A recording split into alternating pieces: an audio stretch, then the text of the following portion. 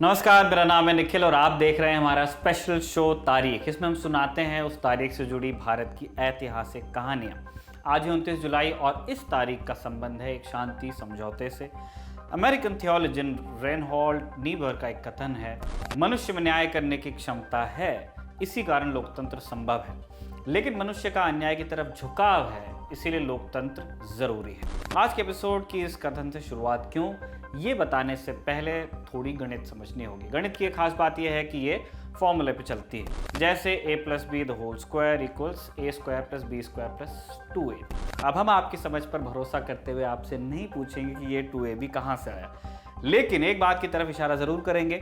इस फॉर्मूले में आप दुनिया की किसी भी संख्या को रखें तो उत्तर हमेशा सही आएगा, मतलब दोनों तरफ इक्वल टू के सही एक ही संख्या आपको मिलेगी। आप किसी भी तरह से इसको सॉल्व करें, कंटिन्यूटी है और आप जनरलाइज कर सकते हैं, और ये खास बात केवल गणित में है और किसी जगह पे नहीं है।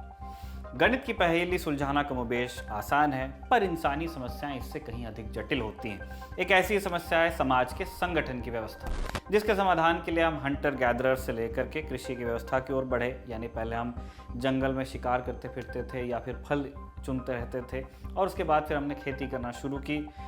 इसके बाद आई राजशाही, वहाँ से आया सामंतवाद, और फिर अंत में हम जाकर रुके लोकतांत्रिक व्यवस्था पर, डेमोक्रेसी।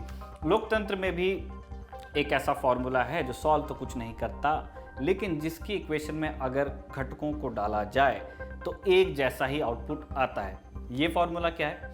माइनॉरिटी लीजिए, मेजॉरिटी को लीजिए, इनको आपस में जोड़िए और इसमें थोड़ी सी आप सांप्रदायिकता मिला दीजिए। वॉइला, एक दिक्कत आपके सामने खड़ी हो जाएगी। चाहे इजराइल हो या अमेरिका, पाकिस्तान हो या भारत भी हो, समय समय पर या कभी कभी तो हमेशा के लिए लोकतंत्र कम्युनल मेजॉरिटी के हिसाब से चलने लगते हैं या फिर माइनॉरिटी अपीजमेंट में लग जाते हैं। लोगों में सांप्रदायिकता का यह जहर घोल देने से लोकतंत्र में मूलभूत दिक्कतें खड़ी हो जाती हैं, जिन्हें अब तक हम एड्रेस नहीं कर पाए। चलिए हरीरी टाइप ज्ञान से उठकर मुद्दे पर आते हैं। हमारा पड़ोसी देश श्रीलंका, भारत के दक्षिण के छोर पर बसा आइलैंड नेशन, इसी कम्युनल मेजॉरिटी माइनॉरिटी के चलते एक संघर्ष भरे इतिहास का गवाह रहा है। इनफैक्ट अभी भी चल रहा है। श्रीलंका के मैप को देखिए, उसके उत्तर और पूर्व के इलाके में अंग्रेजों से पहले तमिल राजाओं का शासन हुआ करता था। इसी कारण यहाँ रहने वाले लोगों में ज्यादातर संख्या तमिलों की है। कई तमिल यहाँ पे चाय के बागान में काम करने के लिए भी लाए गए अंग्रेजों के ज़माने में, जबकि दक्षिण के हिस्से में सिंहल लोगों की बहुलता है, ज़्यादातर वही लोग हैं।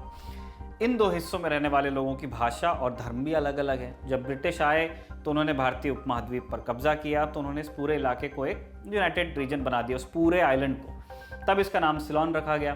ब्रिटिश आए तो साथ में ईसाई मिशनरी भी आए। उत्तर में जाफना का इलाका भारत और समंदर के तट के नज़दीक था, इसीलिए मिशनरी सबसे पहले यही पहुंचे।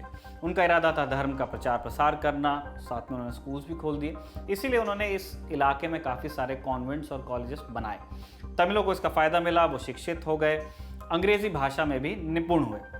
जब अंग्रेज़ों ने प्रशासन का काम संभाला तो सिविल सर्विसेज और दूसरी नौकरियों में तमिलों को प्राथमिकता मिलने लगी। एक तो वो अच्छे पढ़े लिखे थे, उच्च शिक्षित थे, और दूसरा उन्हें अंग्रेजी आती थी क्योंकि वो कॉन्वेंट एडुकेटेड थे।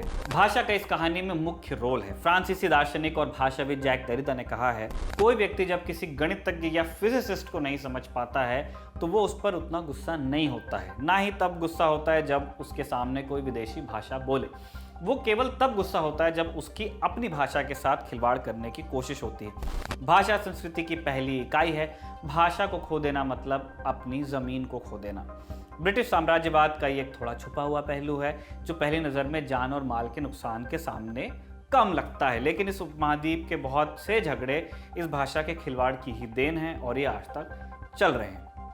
खैर, वापस कहानी पर लौटते हैं। तमिलों के सरकारी नौकरी में बढ़ते प्रभुत्व से पहले तो सिंहल लोगों को कुछ खास फर्क नहीं पड़ा, हालांकि वो संख्या में ज़्यादा थे उस टाइम भी। आज श्रीलंका में तमिलों की आबादी लगभग 15% है और सिंहलों की आबादी लगभग 70 से 75% के आसपास है। फिर जो बच रहा है वो आपके बाकी गुट हैं इनके। तब भी करीब करीब यही अनुपात हुआ करता था, जबकि हम बात कर रहे हैं ब्रिटिश टाइम्स और उसके बाद का टाइम। सिंहल दक्षिण में रहते थे और दक्षिण का इलाका खेती के लिए मुफीद है। ऐसे में सरकारी नौकरियां उनको नहीं मिलती थी, तो उन्होंने बहुत ज़्यादा लोड नहीं लिया उस बात का उस टाइम। लेकिन हालात बदले जब फरवरी 1948 में श्रीलंका आज़ाद हो गया। आज़ादी के साथ आए लोकतंत्र और अब सिंहल लोगों के सुर बदलने लगे। वो मेजॉरिटी में थे, इसीलिए सरकार ने ऐसी पॉलिसीज़ बनाई जिसमें सिंहलों को फ़ायदा हो, क्योंकि सरकार में भी ज़्यादातर वही लोग होते थे। इस दिशा में सबसे पहला काम था सिंहल भाषा को सरकारी कामकाज की भाषा का दर्जा देना। पहले यह दर्जा अंग्रेजी को मिला होता था, जिसका फ़ायदा तमिल लोगों को होता था। कॉलेज और स्कूली शिक्षा में भी तमिलों के साथ भेदभाव बढ़ने लगा। नतीजा हुआ कि तमिल सरकारी नौकरी से बेदखल होने लगे। ऐसी स्थिति में टकराव होना निश्चित था और हुआ भी।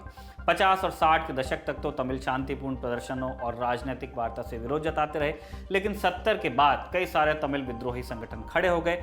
इनमें सबसे प्रमुख और बड़ा था LTTE, लिट्टे भी कहते हैं। 1976 में तमिल टाइगर्स यानी LTTE की स्थापना हुई। इस LTTE का लीडर था वेल्लू पिलाई प्रभाकरण। LTTE एक बहुत ही पेशेवर और अनुशासन वाला संगठन था। ये छोटे छोटे बच्चों को भी अपनी सेना में भर्ती करते और उन्हें बहुत सख्त ट्रेनिंग देते ताकि वो लड़ने के लिए तैयार हो सकें। बहुत से तमिल युवा भी सरकार से नाराजगी के चलते LTTE के तरफ आकर्षित होने लगे। लड़ाई के लिए ये गुरिल्ला तकनीक और आत्मघाती हमलों का इस्तेमाल किया करते थे। वैसे बहुत सारे जो गुरिल्ला टैक्टिक्स में आज हम जिन्हें कोट अनकोट आतंकवादी गतिविधियां कहते हैं, उनका भी ईजाद LTTE के टाइम पे श्रीलंका में ही हुआ था, जिसका एक उदाहरण है ह्यूमन बॉम्ब। एक चर्चित उदाहरण है। मैं ये नहीं कह रहा हूँ कि LTTE से पहले किसी के दिमाग में ये नहीं आया था, लेकिन उन्होंने इसे डिप्लॉय खूब किया।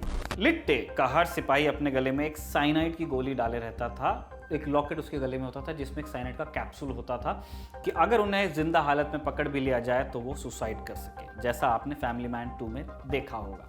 जहां बाकी तमिल संगठन चाहते थे कि तमिलों के अधिकार वाले उत्तर और पूर्व के इलाकों को स्वायत्तता मिले, वही LTTE का केवल एक मकसद था, अलग तमिल राष्ट्र की स्थापना।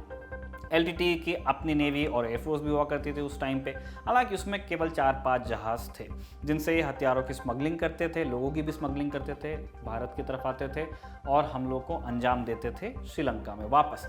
इसके अलावा उत्तर में जाफना और पूर्व के हिस्सों में LTTE का एक शैडो सरकार भी चला करती थी उस वक्त। अब इस कहानी में भारत की एंट्री होती है करीब 1980 के दशक के आसपास। भारत में रहने वाले तमिल और श्रीलंकाई तमिलों के पुराने रिश्ते हैं, क्योंकि वो दोनों तमिल हैं, जिसके कारण भारतीय तमिलों की हमदर्दी लिट्टे के साथ होने लगी।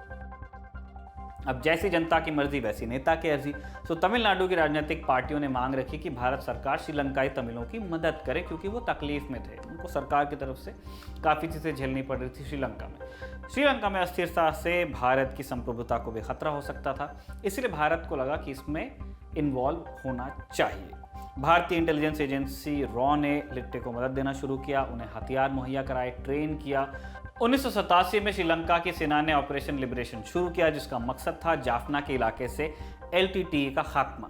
इससे श्रीलंका में गृह युद्ध छिड़ गया। हेलीकॉप्टर और ग्राउंड अटैक की मदद से सेना ने जाफना को कब्जा भी लिया, लेकिन इस दौरान इस इलाके में रहने वाले बहुत से तमिल नागरिकों की मौत हुई, बहुत सारे ह्यूमन राइट वायलेशन हुए। भारत के तमिल मीडिया ने इसे ह्यूमैनिटेरियन क्राइसिस का नाम देते हुए भारत सरकार से हस्तक्षेप की मांग की। इसी आशय की मांग तमिल पार्टियों ने भी की, जिसके चलते 2 जून 1987 को भारत ने मानवीय सहायता के तौर पर उत्तरी श्रीलंका में निहत्थे जहाज़ों का एक काफिला भेजा, जिसमें ह्यूमैनिटेरियन एड थी। लेकिन श्रीलंकाई नौसेना ने उसे बीच में ही इंटरसेप्ट किया, रोका और वापस लौटने पर मजबूर किया। जब नेवल मिशन विफल हो गया, उसके बाद भारत ने निर्णय लिया कि अब ताकत से काम लिया जाएगा। ये डिसाइड किया गया कि अब ये जो ह्यूमैनिटेरियन एड है, रसद है, हेलीकॉप्टर की मदद से पहुंचाई जाएगी। और श्रीलंका की सरकार को एक अल्टीमेटम दिया गया कि अगर इन फ्लाइट्स को, इन सॉर्टीज़ को रोका जाएगा तो भारत इसे युद्ध की कार्रवाई मानेगा और युद्ध का जवाब युद्ध होगा।